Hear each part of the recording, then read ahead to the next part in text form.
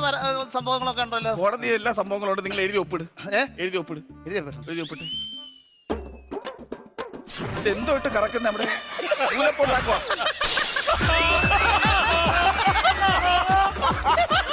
അപ്പുറത്തെ ഡിസംബറിൽ ചോദിക്കാനല്ലേ ഞാനല്ല ജനലിന്റെ ഗ്ലാസ് എറിഞ്ഞ് പൊട്ടിച്ചെന്ന് പറയാൻ. പേന എടുത്ത് കളഞ്ഞു. വേറെ പേന പിന്നെ ഏത് പേന?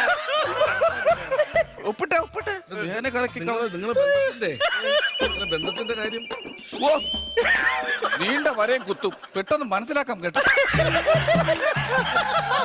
എന്റെ പൊന്നെ. അപ്പൊ ഞാന് ഒരു തീർപ്പ് എഴുതുകയാണ്. എഴുതിയത് വായിക്കാം.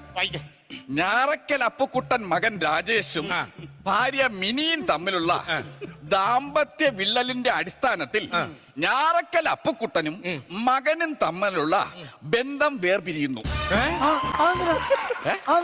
അച്ഛനെ വേർപിരിച്ചത്